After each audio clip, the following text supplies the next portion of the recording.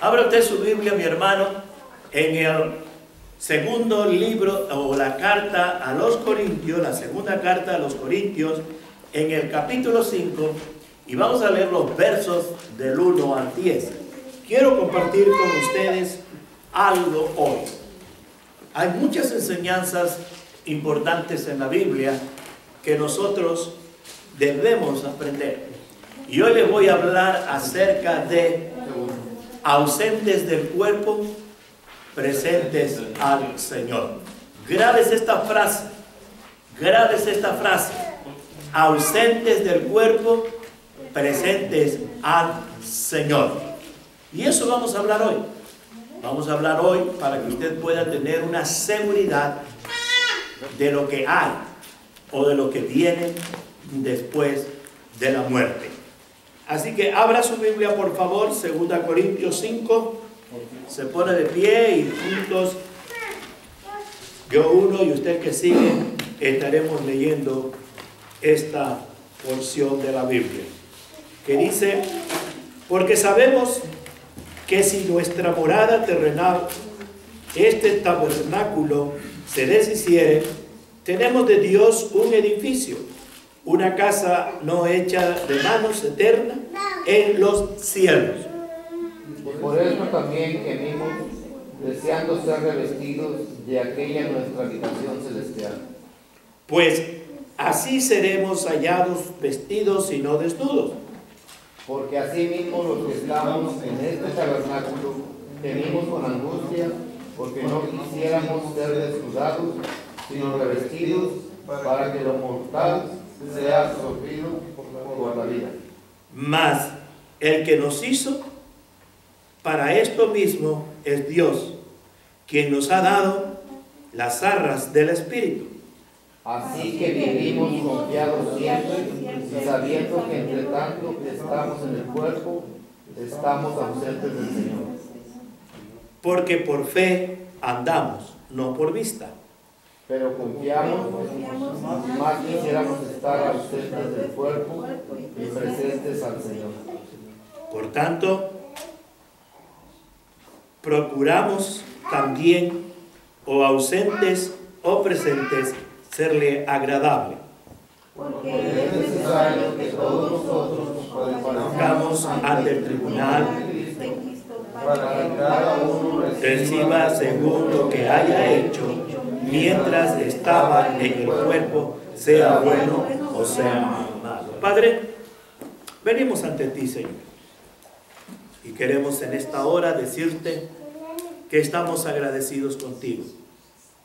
Nos has dado infinidad de bendiciones. Nos has colmado de grandeza y nos has dado, Señor, la victoria en todo. Por eso hoy, Padre, en el nombre de Jesús, queremos pedirte que uses esta palabra para nuestra fortaleza, para nuestro ánimo y para tu gloria.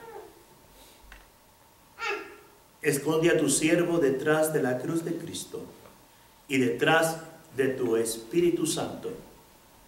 Habla tú y no yo. En el nombre de Jesús. Amén. Pueden sentarse. Hace un tiempo recibí un correo electrónico que me impactó, y me impactó tanto que lo aprendí perfectamente bien de memoria.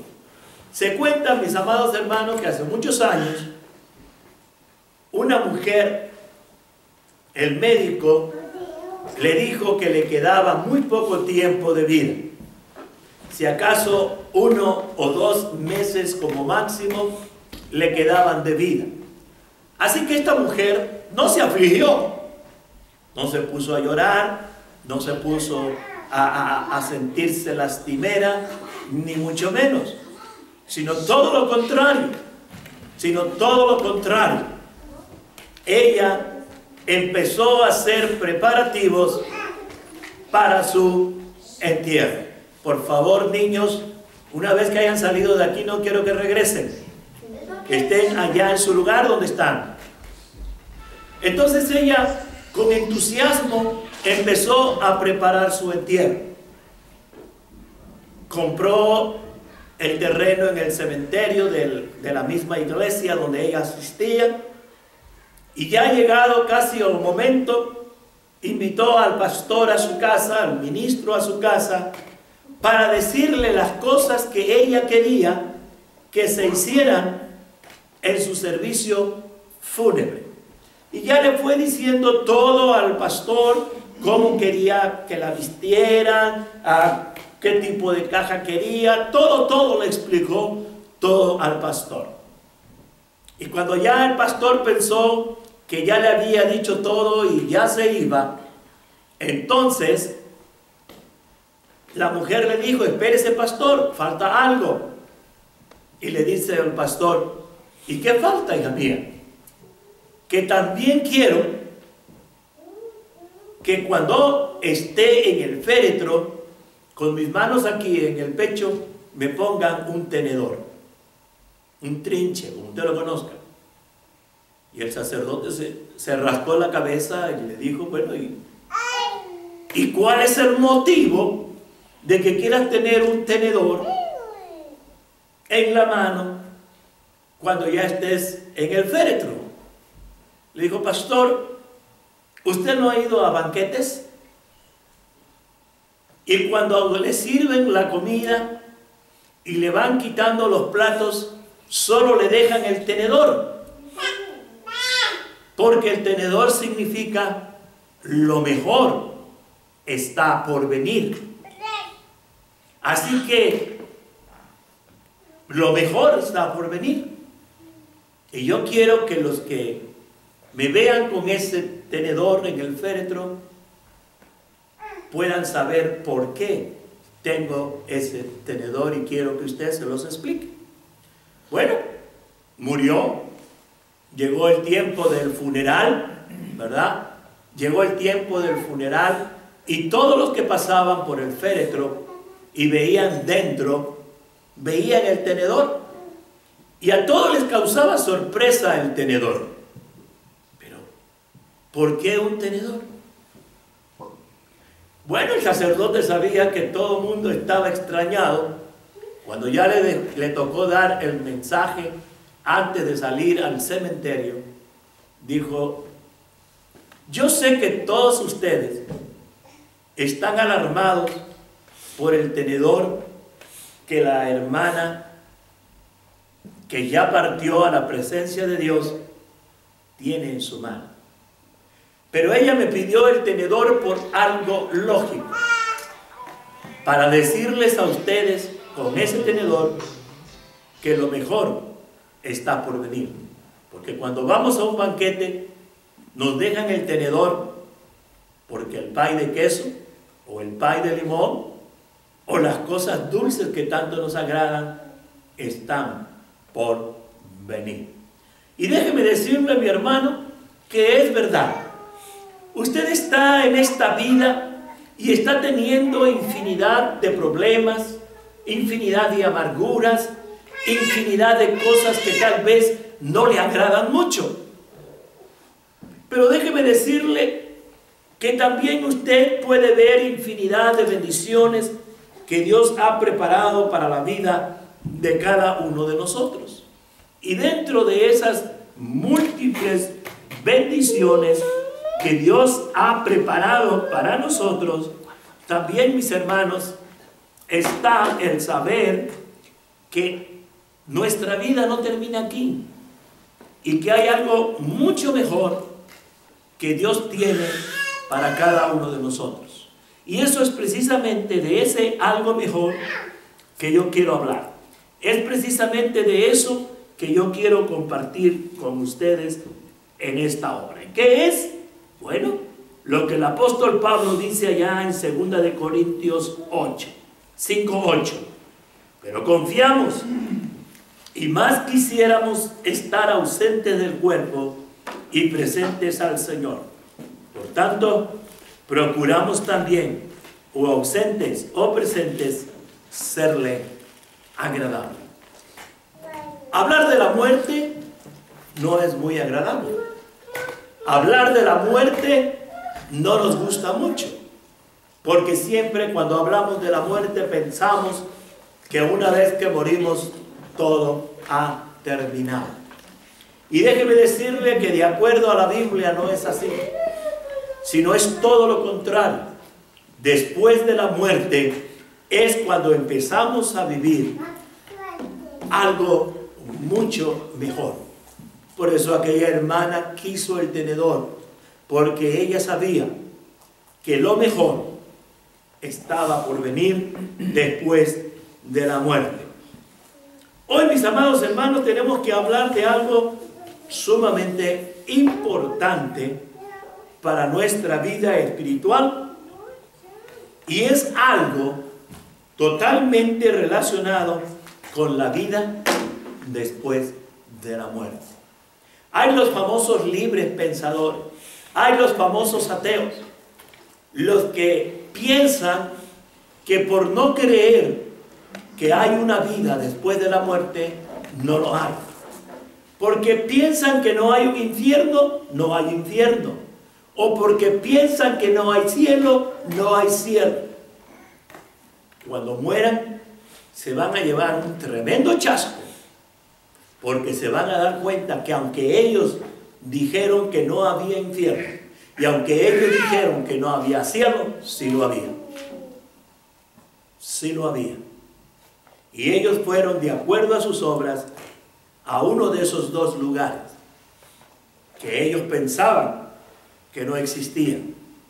Ya en Isaías se decía: comamos y bebamos, que al fin mañana moriremos. Pablo dice eso también en Corintios 15, primera de Corintios 15. Cuidado, las malas conversaciones corrompen las buenas costumbres. Porque algunos simplemente dicen: hagamos fiesta, divirtámonos, gocemos, disfrutemos la vida, que al fin y al cabo mañana se termina. Cuidado, mi hermano, cuidado. Y déjeme decirle por qué le digo que tenga usted mucho cuidado. La vida después de la muerte es sumamente importante, como veremos más adelante. Veremos más adelante. Y déjeme decirle, en la Biblia no existe nada como hablar de un purgatorio. Muchas personas y muchas religiones, en especial una que usted conoce, hablan de un purgatorio. Y este purgatorio tiene que ver con que después de que usted muere, va a ese lugar supuestamente intermedio. Y usted va a estar ahí, no importa lo que haya hecho. Lo importante es lo que va a hacer su familia. Primero que nada, el novenario. Después la misa de requiem. O sea, la misa de cabo de año. Que cada año usted tiene que ofrecer una misa en favor de su difunto, para que a través de esos actos usted lo saque de ese purgatorio y lo lleve al cielo. ¡Falso! Esto no existe en la Biblia. Usted puede leer la Biblia desde el capítulo 1 del Génesis hasta el capítulo 21 de Apocalipsis, y usted no va a encontrar absolutamente nada relacionado con un purgatorio. De acuerdo a la Biblia, no existe ningún purgatorio. Aparte, la Biblia dice que nuestra relación con Dios debe ser personal. Nuestra salvación es algo personal, no es algo que mi padre o mi madre puede hacer por mí, o mis familiares. Si usted no se arrepiente y cree en Jesús como su Señor y Salvador de su vida, aunque usted no crea, le espera un infierno. Algunas personas enseñan, algunos grupos o religiones enseñan que el infierno no existe. ¿Cómo un Dios bueno va a mandar a la humanidad a un infierno terrible de martirio, de angustia, de dolor, etcétera, etcétera. De acuerdo a la Biblia, nos dice: id malditos al fuego eterno, preparado para el diablo y sus seguidores. El infierno no fue hecho para los seres humanos. El infierno no fue hecho para usted y para mí. Pero Dios le da la opción de escoger. O escoge estar en la presencia de Dios por la eternidad, o escoge usted estar ausente de Dios en un infierno de sufrimiento eterno. Usted es el que se manda a sí mismo al infierno. Dios proporcionó el rescate para que usted y yo no tengamos que pasar a ese infierno, y el rescate se llama Jesucristo. La fe en el sacrificio de Cristo hecho en la cruz del Calvario por nosotros. Ahora también existe otro lugar que las religiones enseñan. ¿Y cuál es ese otro lugar que las religiones enseñan? Es un lugar llamado simple y sencillamente, ¿quién ha oído de eso? Este lugar es donde supuestamente van todos los niños que no fueron bautizados. Al limbo. Al limbo. Ellos hablan de ese otro lugar. Y ellos dicen que si un niño muere sin ser bautizado, va a ir al limbo. Y entonces los padres tienen que hacer una serie de cosas. Entre ellas, bautizarse por esos bebés que murieron siendo bebés y no fueron bautizados. Falso. Tampoco en la Biblia existe un lugar llamado limbo. No hay ninguna parte de la Biblia que nos enseñe que un limbo existe donde van los niños que no fueron bautizados. Todo lo contrario. La Biblia nos enseña, allá en Marcos 10, Jesucristo dijo: dejad a los niños venir a mí, porque de los tales es el reino de los cielos. Mientras son bebés, mientras son infantes, estos niños son inocentes. Aunque hayan nacido con el pecado original en su vida, mientras ellos son bebés, ellos son inocentes hasta que lleguen a la edad de comprender y de hacer una decisión: creer en Jesús o rechazar a Jesús. En la Biblia solo existen dos lugares: infierno y cielo. Para ir al infierno, lo único que tienes que hacer es seguir viviendo la vida que estás viviendo. Una vida sin Cristo, una vida dada al alcoholismo, a la droga, a robar, algunos hasta maltratar a sus esposas, o algunas a maltratar a su esposo. No tienes que cambiar nada, absolutamente nada, para ir al infierno. Pero si quieres ir y estar en la presencia de Dios, entonces sí tienes que hacer algunos cambios. El primero es reconocer que eres pecador, arrepentirte de tu pecado.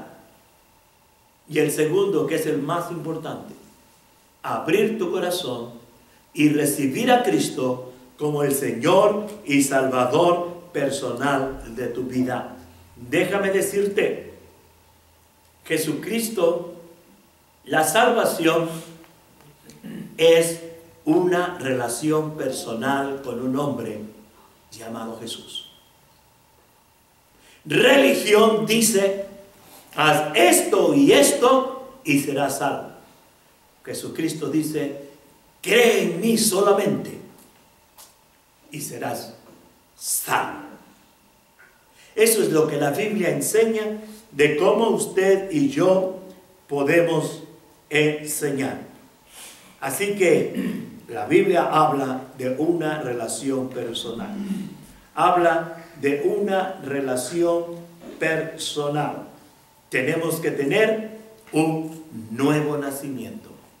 Y ese nuevo nacimiento se tiene, como Jesús le dijo a Nicodemo, por medio de reconocer nuestro pecado, arrepentirnos de nuestro pecado y recibir a Jesús como Señor y Salvador de nuestra vida. Déjeme decirle que en el verso anterior del verso 8, nosotros leímos en el verso 7, porque por fe andamos, no por vista. Por fe andamos y no por vista. Y déjeme decirle lo que esto nos quiere decir. Pablo afirma que andamos por fe y no por vista. ¿Qué es andar por fe? ¿Qué es caminar por fe? Caminar por fe, mi amado hermano, significa que caminamos con Dios en una amistad personal. Cristianismo es igual a una relación, no a una religión. Y esto también es cierto cuando hablamos de la vida después de la muerte, que significa que ahora caminamos por fe al lado de Jesús. Porque un día creímos, lo recibimos como Señor y Salvador de nuestra vida y Él nos llevó para que estemos en su presencia. ¿Qué sucede cuando morimos? ¿Qué es lo que sucede cuando morimos? Y déjeme decirle que es quizás, óigame bien esto, es quizás la más grande y más importante pregunta que enfrentan los seres humanos. Es una incógnita. Y todo el mundo busca una solución. Y todo el mundo busca una respuesta. ¿Qué sucede después que morimos? ¿Qué hay después de la muerte? La gente no sabe porque no conoce la Biblia. Pero la Biblia es clara y nos enseña perfectamente lo que Dios tiene preparado para ustedes y para mí después de la muerte. Y aún, mis amados hermanos, no tenemos la forma de averiguar y dar una respuesta para nosotros. ¿Sabe cuándo? Hasta cuando lleguemos a la muerte. Ahí nos daremos cuenta que después de la muerte hay dos cosas: estar en la presencia de Dios, gozando, adorando a Dios, disfrutando la presencia de Dios, o estar separados eternamente de Dios en un lugar llamado infierno. Déjeme decirle que cada uno de nosotros, independientemente de nuestra religión o la visión que tengamos, tiene que responder a esa pregunta por la fe. Tiene que responder a esa pregunta por la fe. Todos vivimos por la fe en una idea no probada del más allá. Sin embargo, oiga bien esto. Pablo nos recuerda en el versículo siguiente que esto no significa que no podemos estar seguros como cristianos. Vean lo que dice el verso 8. Pero confiamos y más quisiéramos estar ausentes del cuerpo y presentes al Señor. Pablo dice que tú y yo podemos tener esa seguridad. Pablo dice que tú y yo podemos confiar en que cuando estemos ausentes de nuestro cuerpo, estaremos presentes con el Señor. Estaremos ahí, presentes con el Señor. Ahora, ¿qué significa esto? ¿Qué podemos encontrar nosotros aquí? ¿Que no podemos estar seguros como cristianos? No. Pablo dice que usted y yo podemos tener seguridad como cristianos. Y que si usted ha hecho de Cristo el Señor y Salvador personal de su vida, los cielos están abiertos para usted, para que a la hora de la muerte pueda despertar delante de su Señor. Podemos esperar con confianza la realidad concreta y definitiva cuando morimos. Por eso la muerte de un cristiano no es tristeza. La muerte de un cristiano no causa dolor, no causa amargura. Cuando estamos en un sepelio y estamos por ejemplo, en México, que se puede hacer en las casas, cuando estamos en un sepelio, la gente que llega ahí y nos ve cantando, alabando a Dios, se preguntan, pero ¿cómo es posible? Ahí está el muerto presente y están cantando. ¿Sabe por qué podemos cantar? ¿Sabe por qué podemos alabar a Dios durante la muerte? Porque simple y sencillamente sabemos que nuestro familiar no ha muerto. Simplemente ha dormido para despertar para siempre en la presencia de Dios. Y eso nos hace tener seguridad. Y eso nos hace tener la confianza firme de que nosotros un día tal vez llegaremos a verlo. Cuando llegue el momento de la muerte, nosotros estaremos ahí tranquilos, porque cada uno de nosotros creemos que la palabra de Dios es fiel y verdadera y nunca falla y nunca nos engaña. Así que, ausentes del cuerpo, presentes al Señor. Esa es la verdad que la Biblia nos enseña. Usted no tiene que pasar, si es adulto, por un purgatorio. Usted no tiene que pasar, si es un bebé, por un limbo. No.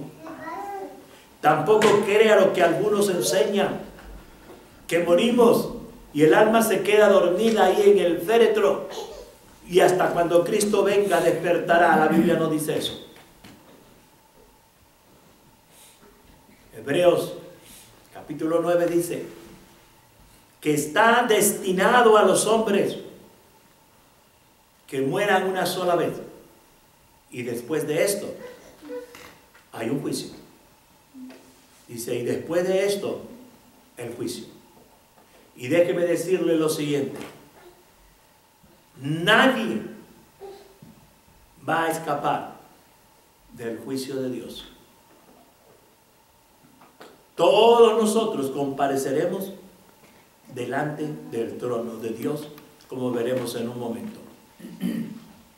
Déjeme decirlo. Mucha gente cree que las medium, que los brujos pueden hablar con sus seres queridos. Mucha gente piensa que los ve, que están allí. Hebreos 9 dice, es necesario que todos los hombres mueran una sola vez. Y después de esto, el juicio. La encarnación no existe. La encarnación es falsa. Y este versículo la echa por tierra. Nada de que moriste y después vas a encarnar de acuerdo a cómo moriste. Si moriste siendo un sinvergüenza, a lo mejor encarnas en un burro o en un sapo.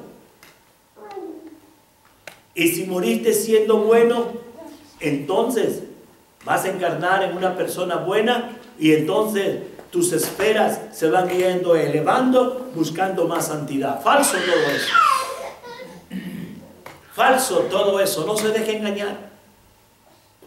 No se deje usted engañar. La Biblia es clara. La Biblia es clara.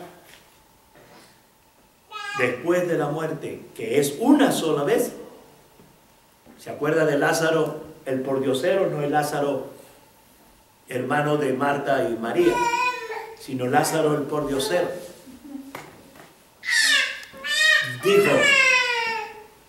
Dice la Biblia que cuando ambos murieron, Lázaro y el rico,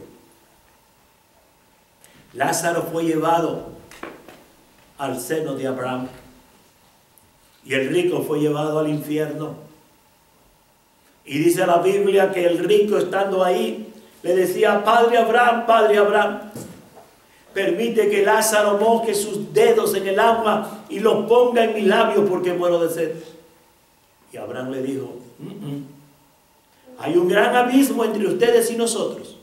Nadie puede pasar de aquí para allá y nadie puede venir de allá para acá. No hay manera de salir de ese lugar. Le dice: bueno, mándalo a mis hermanos para que mis hermanos crean. Y dice que Abraham le dijo a los profetas: tienen que los oigan a ellos.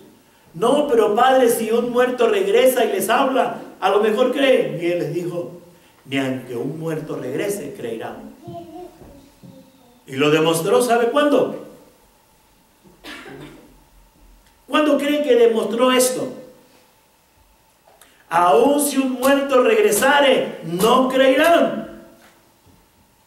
¿Sabe usted cuándo demostró esto? Cuando resucitó a Lázaro, el hermano de Marta y María, y aún así no creyeron que Jesús era el Mesías prometido.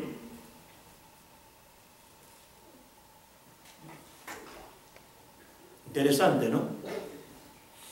Vieron a un muerto que regresó y nunca verdaderamente creyeron. Así que nosotros podemos confiar claramente en que un día estaremos. Nosotros podemos esperar con confianza la realidad concreta y definitiva.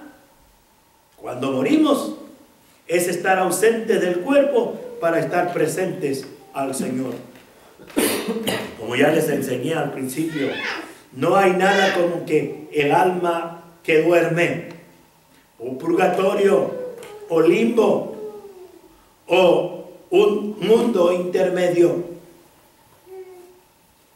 En el instante de nuestra muerte, si hemos creído en Jesús como nuestro Salvador, despertamos en la presencia del Señor. Esto es animador, ¿no? Esto me anima a mí. Cuando yo estudio estas partes de la Biblia, me da ánimo, me anima a seguir siendo fiel, a seguir creyendo cada vez más y más en Jesús. Esto me alienta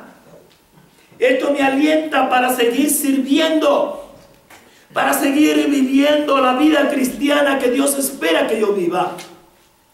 Y eso es lo que Pablo quiere de usted y de mí. Él quiere alentarnos, Él quiere animarnos a estar dispuestos a hacer lo que Dios quiera que hagamos, sin importar las consecuencias de hacerlo. Esto me tranquiliza. Esto me tranquiliza. Me da ánimo. Porque sé que cuando esté en la presencia de Dios, volveré a tener mis pies. Porque sé que cuando esté en la presencia de Dios, mis riñones naturales volverán a trabajar perfectamente, aunque sé que aquí en la tierra Dios lo puede hacer también. ¿Lo cree? ¿No le es hoy o ese amén. Amén. Amén. Hay un nuevo cuerpo. Hay un nuevo cuerpo que Dios va a poner en cada uno de nosotros. Va a revestirnos de un cuerpo no hecho por mano de hombre, sino hecho por Dios mismo. Amén. Amén. ¿Saben? Si estamos confiando en Jesucristo para nuestra salvación, entonces esa fe será recompensada y confirmada en el momento de nuestra muerte instantáneamente. Si usted ha puesto su fe en Jesús, si usted ha creído firmemente en Jesús, su fe va a ser recompensada después de la muerte y de manera instantánea, como un abrir y cerrar de ojos, dice la Biblia allá en Tesalonicenses, como un abrir y cerrar de ojos. Por otro lado, Pablo nos advierte esto, porque es necesario, oiga bien, es necesario que todos nosotros comparezcamos ante el tribunal de Cristo, para que cada uno reciba según lo que haya hecho mientras estaba en el cuerpo, sea bueno o sea malo. Verso 10 del capítulo 5 de 2 de Corintios. Nadie, ni usted ni yo, nos vamos a escapar de estar enfrente del tribunal de Cristo. Y en otra parte dice, para unos salvación y para otros muerte. ¿Sabe por qué? ¿Usted ha estado en algún juicio? Cuando la persona es declarada culpable, lo vuelven a la cárcel. Lo vuelven a la cárcel. Y después viene el juicio para dictar sentencia. Exactamente es de lo que está hablando Pablo. Ya unos fueron declarados culpables, otros hemos sido declarados inocentes. Estaremos ante el tribunal de Cristo para que diga, estos al infierno eterno. Y los que han creído en la sangre derramada en la cruz del Calvario, a la gloria eterna que es estar en la presencia de Dios.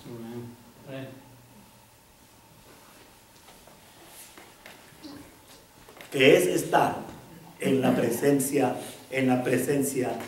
de Dios. Así que es importante que al dar cuenta de nuestra vida esté nuestro nombre escrito en el libro de la vida, escrito con una pluma de esas antiguas, puesta en la sangre de Cristo para grabar tu nombre y el mío. Y dice la Biblia, el que no fue hallado escrito en el libro de la vida fue echado fuera al infierno, al sufrimiento eterno. Así que, mis amados hermanos, es una cosa muy grave presentarse ante un juez omnisciente, o sea que todo lo sabe, y santo. Usted no podrá engañar a Dios, porque Él conoce perfectamente lo que tú y yo hemos hecho. Así que Pablo dice, por tanto, procuramos también, o ausentes o presentes, serle agradable.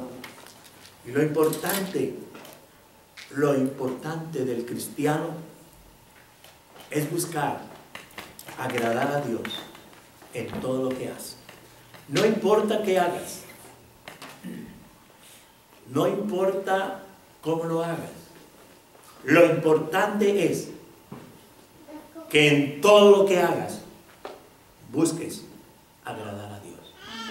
Mis hermanos, no se crea de las falsas doctrinas que enseñan que tus familiares te podrán salvar después de la muerte. Hace tiempo también leí esta explicación y con ella termino. Había 4 hombres sumamente amigos, y a uno de ellos le acusaron de algo y tuvo que ir a la corte. El día que le tocaba ir a la corte, su familia le dijo: mira, te compré este traje bonito, precioso, para que te presentes ante el juez bien vestido y de esa manera puedas crear una buena imagen delante del juez.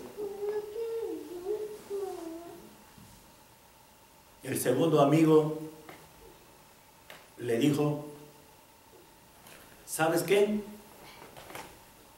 Yo te voy a acompañar hasta la corte.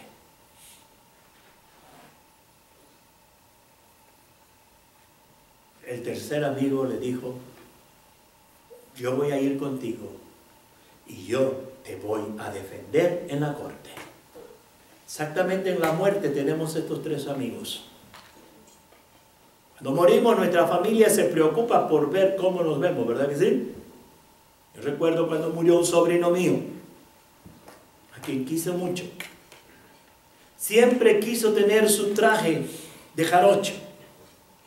¿Qué hizo mi hermana? Comprarle el traje de jarocho, vestirlo como un jarocho, para que se viera bien cuando estuviera en el féretro. La familia le importa el aspecto que damos delante de los demás. Yo tengo una esposa que se preocupa mucho por mí en ese aspecto y siempre está cuidándome. Gracias, mi amor, porque lo que me ponga me quede perfectamente bien. Cuando estaba bien no lo hacía, sabía que yo podía vestirme y hacer todo. El segundo amigo es toda esa gente que acompaña el féretro hasta el lugar donde va a ser sepultado, pero ninguno de ellos se mete adentro con él para salvarlo. No, a lo máximo que pueden llegar es al lugar donde será enterrado. Pero si has creído en Jesús como Señor y Salvador de tu vida, tienes ese tercer amigo que te dice: no te preocupes, yo voy contigo y yo voy a dar testimonio delante de ti a mi Padre que tú has creído en mí, y yo te llevaré a la gloria. Tal vez usted tiene sus 2 amigos ya, y espero que también ya tenga a ese tercer amigo, que es Jesucristo. Amén, mis hermanos. Amén. Amén. Damos gracias a Dios por su palabra que Él nos ha dado. Recuerde, hermano, recuerde, después de la muerte viene lo mejor.